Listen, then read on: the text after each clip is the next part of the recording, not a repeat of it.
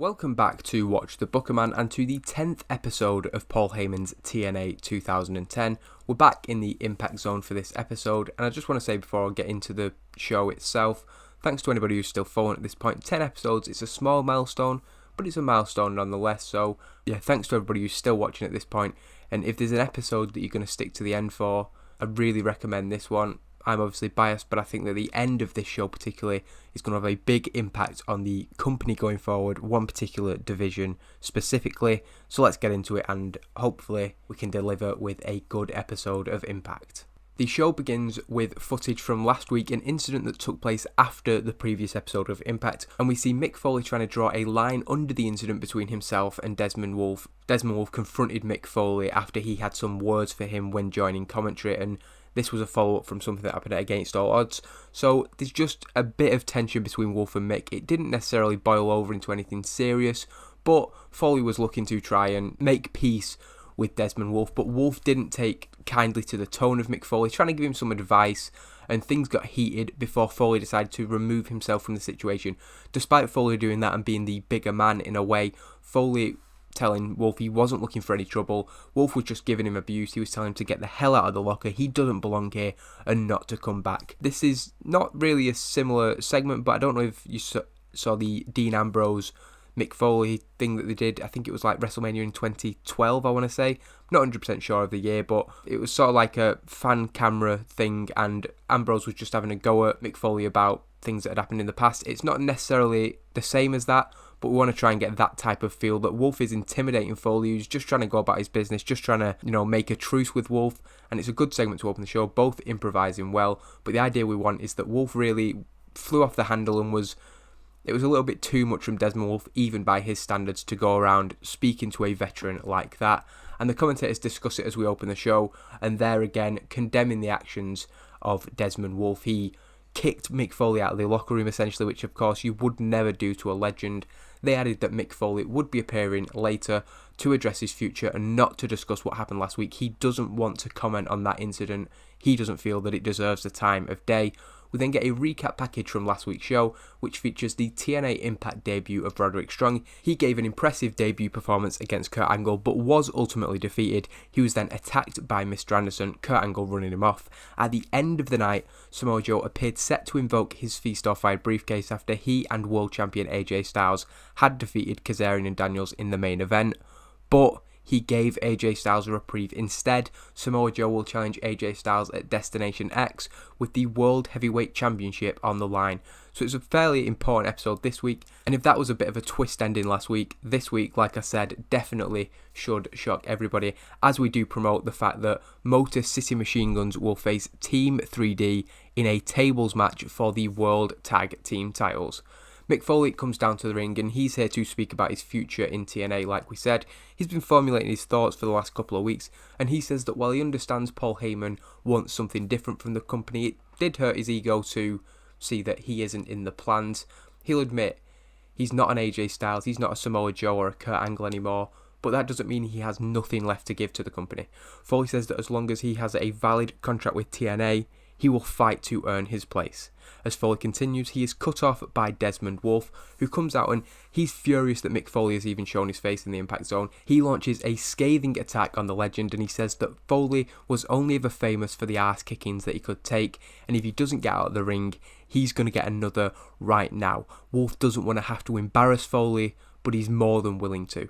Mick asks Desmond why he's doing this. He wants to drop their issues, but Wolfe just isn't having it. He's so angry at Mick Foley for whatever reason. It's not said explicitly, but this is the fallout to him losing to AJ Styles. He put all his eggs in the basket of becoming the world champion, and now he's lost. He's just looking to lash out, somebody to blame, and Mick Foley happens to be that guy because he said one or two things about Desmond Wolfe that otherwise would have been completely inconsequential. Desmond tells Foley that he is a black mark on the history of the wrestling business. He goes into a little bit the sort of Foley popularised the garbage wrestling, which it's a stick that's been used to beat him quite a lot, and he needs to get out of the ring. Foley eventually leaves. He wants no trouble with Desmond Wolfe. The commentators are again disgusted to see a legend of the business bullied out of the ring by Desmond Wolfe, and we're just further putting over that Wolfe is a despicable heel. The two of them improvising well, getting the crowd hotter, and the Foley's future storyline, which now also features Desmond Wolfe, well, it's looking like a really good storyline, gaining heat to that as we go into we were supposed to be going into the first match of the night.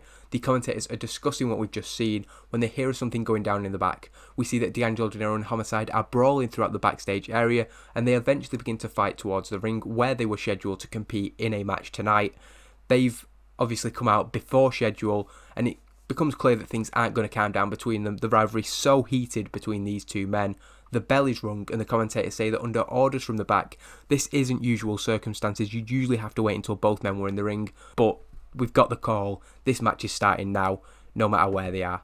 So they eventually do come back to the ring, and they have a 10-minute wild brawl match, getting the crowd hotter. It's a good opening match, 2 decent performances from the guys involved, and gaining heat to the storyline, so a real success of a segment there. And D'Angelo Dinero does pick up the victory in 10 minutes 29. It says illegally using the ropes for leverage. Actually what it is Homicide looks to bring his steel pipe into use to try and take down D'Angelo Dinero. Dinero gains custody of the steel pipe, and eventually he is able to covertly hit Homicide with it, knocking him down. The referee doesn't see it, and D'Angelo Dinero picks up a win. It's a tainted win. Dinero has a sort of smirk on his face after the match. He knows what he's done. He's given a knowing look. He used a steel pipe, but again, Homicide brought it into play, so he only has himself to blame, really. One thing is for sure, that this rivalry is far from over. Nonetheless, the Pope has picked up a victory, and he celebrates that fact in the ring. As we go into a video package shown to promote Team 3D tonight, they will face the Motor City Machine Guns in a tables match for the TNA World Tag Team Championships. The package puts across the incredible achievements of the greatest tag team of all time. That's what we're billing them as, whether people agree with that or not. I know Team 3D themselves, I think, have said that the Road Warriors are their favourite tag team, but they will challenge the Motor City Machine Guns, a team who have their own claim to be the best tag team in the world today. We'll see what happens in that main event. We then get a backstage segment in the locker room, and Angelina Love is addressing the rest of the beautiful people ahead of Lacey Von Erich's match up next with Tara. Angelina tells Lacey Von Erich that if she doesn't win tonight, she need not bother coming back to this locker room. She doesn't belong in the beautiful people if she fails once again. Lacey looks afraid, but nods her head at Angelina Love. She's going to do whatever it takes to try and beat Tara. As Lacey leaves, Madison and Velvet go to walk out too. They normally join her at ringside, but Angelina puts her hand up and stops them. Love tells them that Lacey has to do this on her own.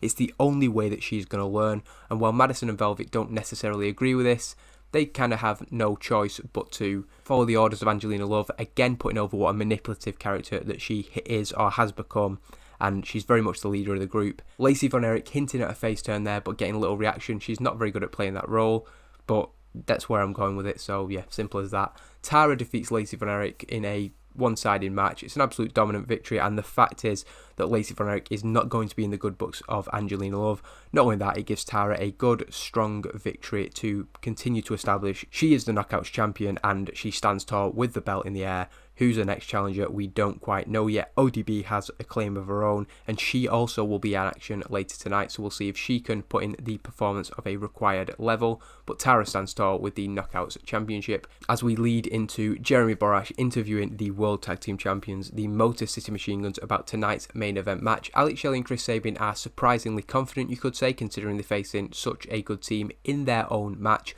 And they say that they're ready to play Team 3D at their own game. The landscape of TNA has changed. This is now Brother Ray and Brother Devon coming at them, and that changes the dynamic completely. Against all odds, they were reminded what it's like to be put through a table by Brother Ray and Brother Devon, and the fact is, they're still feeling the effects of that right now. The one thing they have to make sure of is that it doesn't happen again in the main event. So again, like I often say, Motor City Machine Guns not really promo guys. We should probably keep microphones away from them, but they still have to hype up their matches, so unfortunately that's just something we're going to have to deal with. We then see footage from Kazarian's interview last week. He was explaining his situation and why he became suicide when Amazing Red confronted him about the heist that took place Against All Odds. Tracy Brooks revealing Kazarian as the mystery challenger and basically coaxing him into defending the title, which Amazing Red ultimately lost to Kazarian. Later in the night, during the main event, it was supposed to be that we cut to the back and saw that Tomko and Amazing Red were fighting, and Tomko overpowering Amazing Red, and that's why neither of them were at ringside. So this is going to be, here's the footage of what went down backstage during the main event, explaining Tomko and Amazing Red's absence. Basically, Red was attacked by Tomko, but then apprehended by security, so neither of them could come to ringside, which led to the following match being made, and Amazing Red picks up, you could say, a surprising victory. The way that Tomko's been booked, very much not a surprising victory, and it's getting to the point now where Tomko can't lose too many more matches. If he keeps getting pinned, he's just going to have to go, because you can't have somebody like Tomko, whose whole thing is that he's an intimidating figure, constantly losing. And if there's a moment where that jumps the shark, or the final time you can do that, it's probably somebody like Amazing Red defeating him. That said, Tomko is in control of large portions of the match, and it's a roll-up. Red just too quick and too smart for Tomko. But yeah, I do think the idea of Tomko being this muscle guy but then losing, it's wearing thin for certain. After the match, we take attention away from Tomko losing as Amazing Red celebrates. Kazarian and Daniels come down and jump him. Tomko joins in. He was only rolled up, so he's still conscious and able to join in the attack. The former X Division champion looking absolutely helpless as Lethal Consequences make the save. Austin Creed and Jay Lethal turn the tables on the three men despite the numbers advantage. They're fired up and they use that. Eventually, Amazing Red helps them clear the ring. Lethal, Creed, Red stand tall as Daniels' group back off up the ramp. We then end the hour with a segment of Jeremy Borash catching up with Mick Foley in the back. I've forgotten to put Jeremy Borash on screen, but it doesn't really matter. He's asking him about the interaction with Desmond Wolfe earlier tonight, but Foley really doesn't want to talk about it. You can tell he feels belittled by it after Wolfe essentially bullied him out of the ring.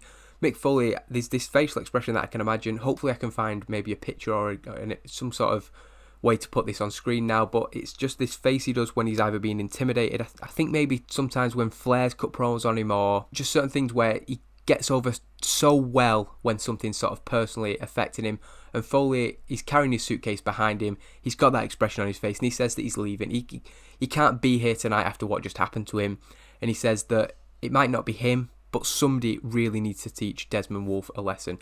As a dejected Foley heads for the exit, he is jumped from behind by Desmond Wolfe, who throws him into one of them sort of shutter doors. Desmond Wolfe lays into Mick Foley and continues to just verbally abuse the legend. He tells Foley never to come back and says that his washed up ass doesn't belong in TNA anymore, continuing the vitriol and the verbal abuse that Desmond Wolfe's been giving Mick Foley, and he lays him out. So very much building sympathy for Mick Foley in this angle, who has been absolutely just trodden on by Desmond Wolfe continually throughout this little program.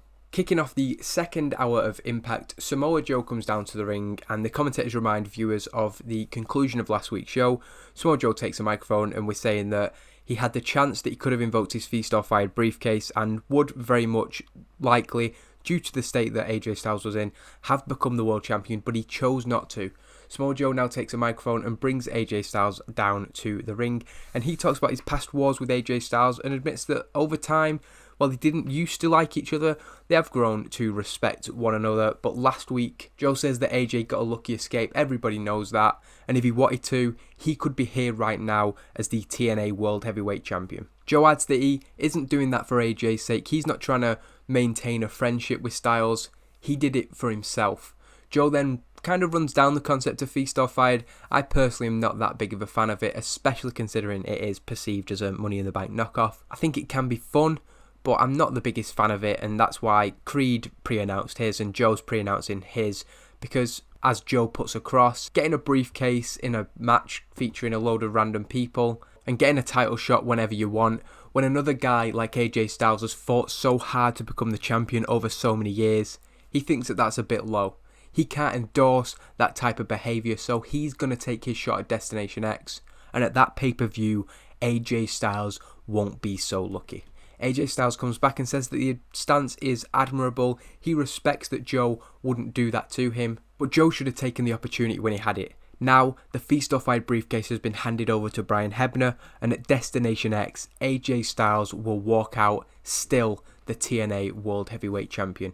The two then go face to face. There's a little bit of tension growing in the fact that Joe's basically said that he didn't need to use the Feast or Fired case in the Money in the Bank style opportunistic cash-in way. Rather, he's just going to take his shot and beat AJ at Destination X. AJ, on the other hand, saying that improvising well throughout, a very good segment really, and definitely a good segment to advance that storyline. But yeah, AJ's basically saying that was your chance to become the world champion, because when we face off one-on-one in a normal match at Destination X, you are not taking this title from me. We then get another promo promoting the main event. This time it's Team 3D who speak.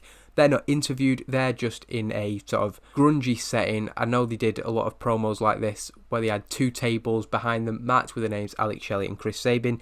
They say that both the champs are going through a table tonight, and Team 3D will add another TNA World Tag Team titles to their collection of Tag Team Championships. Rhino then walks in as Team 3D fire themselves up. He's also back in the fold, and he's facing Abyss next. He says that the global champion is going to feel the gore.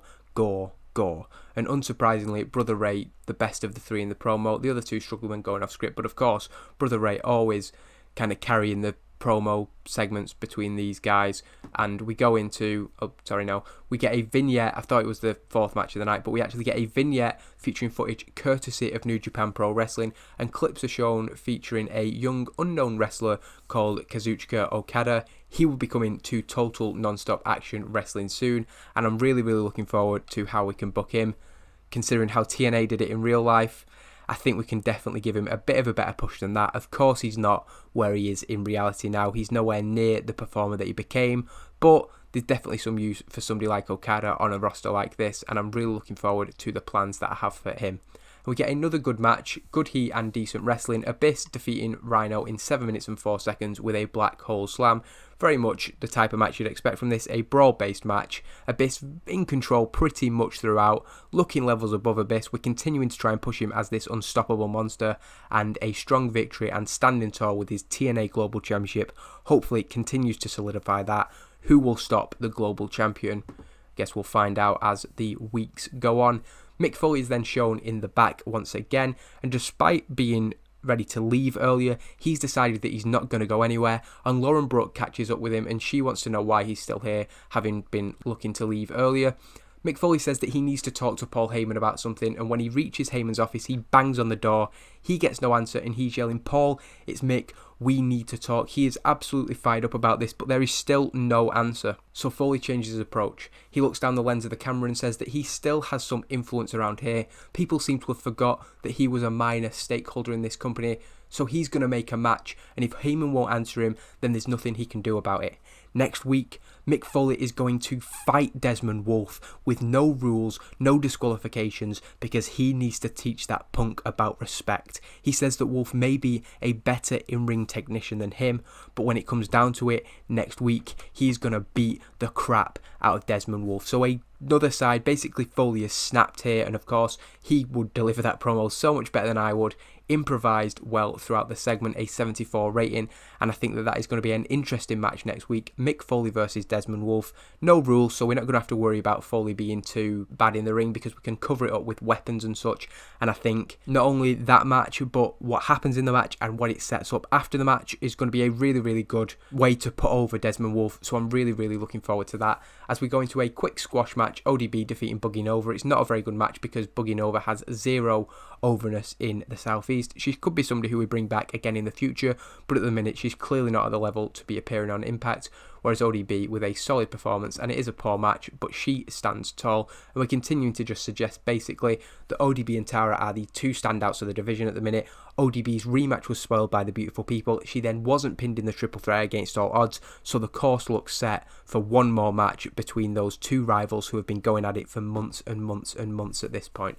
Before the main event, we get Jeremy Borash looking to get words with Roderick Strong, following a brief recap that is shown on the screen of his debut last week and the attack from Mr. Anderson afterwards. JB asks him what Kurt Angle said to him in the ring. The 2 shook hands, and Kurt Angle had some words for the rookie competitor, but Strong says that the exact wording will stay between the 2 of them, but Kurt was really supportive, and in spite of his defeat, Roddy came out of that night feeling great, feeling that he can hang here in TNA, and if you can do that against Kurt Angle, you can do that against anybody in the world. The only thing that sort of put a dampener on his first night in the company was the attack from Mr. Anderson. As the interview continues, lightning happens to strike again, as Anderson jumps Roderick Strong seemingly for no reason. Eventually, Kurt Angle appears on the scene, running Anderson off, shouting some words as the attacker absconds. Kurt Angle's checking on Roderick Strong again, seeing if he's okay. Strong's hurt, but not injured too badly, and continuing to have Roderick Strong in this storyline with Kurt Angle and Mr. Anderson helps to extend it a little bit, and Kurt unofficially taking Roderick Strong under his wing is only going to do good things for him, and that will set up a match between Anderson and Roderick Strong, which I'm pretty sure is penciled in for next week. But we're now into that tag team titles match. The Motor City Machine Guns defeat Team 3D in 30 minutes and 48. It says on the screen that there was an elimination. I didn't know that, and I don't like the idea of having a tables elimination match. I think that the finish is the impact of the first person going through the table. The whole story of the match is people avoiding going through table. If it's a case of elimination, I think that takes that away a little bit. So I'm just going to say that the finish is that Team 3D go for a 3D on Chris Sabin. Alex Shelley sort of last minute save, dives into the ring to push the table out of the way. So Sabin does take the 3D, but not through a table. Eventually, the Motor City Machine Guns are able to take back control, and it's saying Brother Ray eliminated first, Brother Devon last. So we'll say that Brother Devon is put through a table with a Made in Detroit, is it? So a big, impactful finish to the match nonetheless, and the Motor City Machine Guns make defense number 4 of the TNA World Tag Team Championships. But the most important thing coming out of this match, it's a decent match. It's not a great main event. I think it's probably one of the worst main events we've had. Both teams doing well, and the crowd buzzing, deserve better announcing, and it is 4 decent performances, so I'm a little bit disappointed with the rating there. Yes, a number of penalties, but the key piece of information is that Motor City Machine Guns were absolutely put through hell in that match.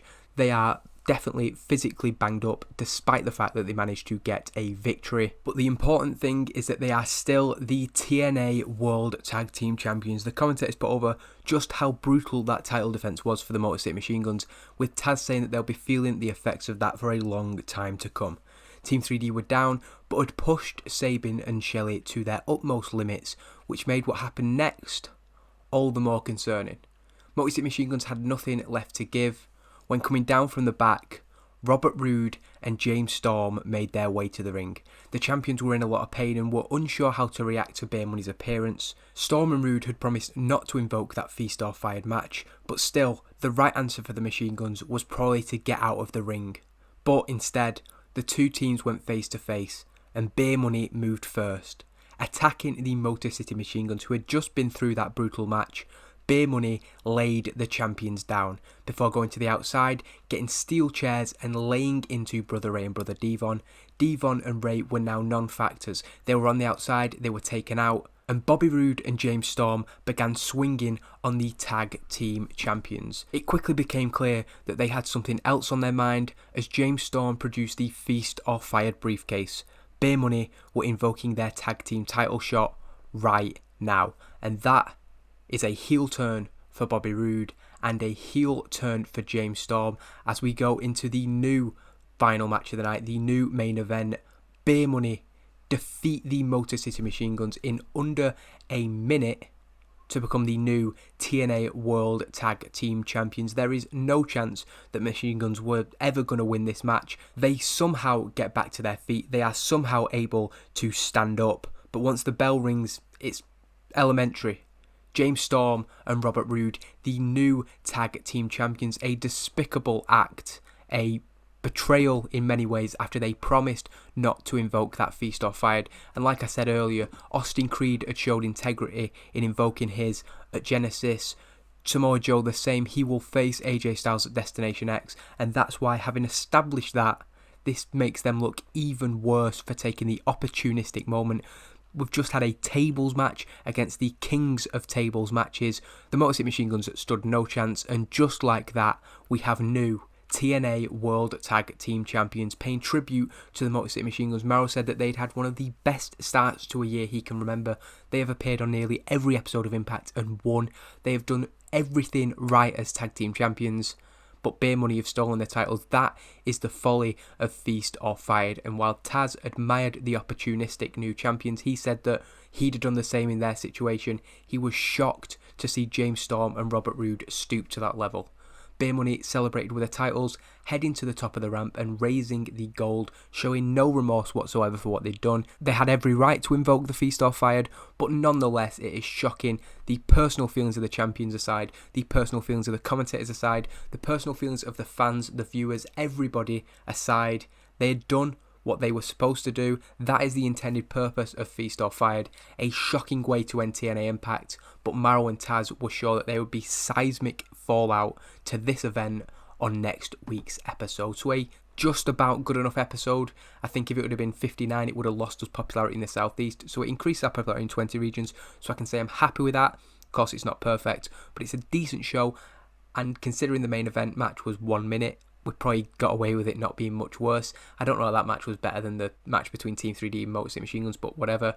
Happy with that overall. And taking the titles off Motor City Machine Guns was something that's a little bit of I wanted them to have a good strong run, and I think they have had a decent run from December to February, but I just thought the impact of this, the fact that I hope at least we'll get Motor City Machine Guns over as a fan favourite team, I think the way that they'd been just winning and putting in the work week after week really set them up as a really great team. And the fact that then Beer Money, who were supposed to be their friends, they've teamed together in the past, they've worked together in recent months, and for the Beer Money to go and do that very much establishes them as heels. I've said before, Beer Money, a really, really popular team at this time, but that Motor City Machine Guns and Beer Money program in real life just meant that I had to do this, and I feel that having a face and a heel and making this a really personal, serious, major storyline is going to elevate both teams, definitely. There it is though, the new World Tag Team Champions James Storm and Bobby Roode. It's a shame for the Motor City Machine Guns, like I said, who've had a great run, but what we're starting now, the next phase of the tag team division storyline, I think this is going to be what solidifies everything I've been trying to do with the Motor City Machine Guns, and by the end of it, we're going to have two teams who are absolutely at the very, very top level in TNA, not just of the tag team division, but four of the top names in the company, full stop.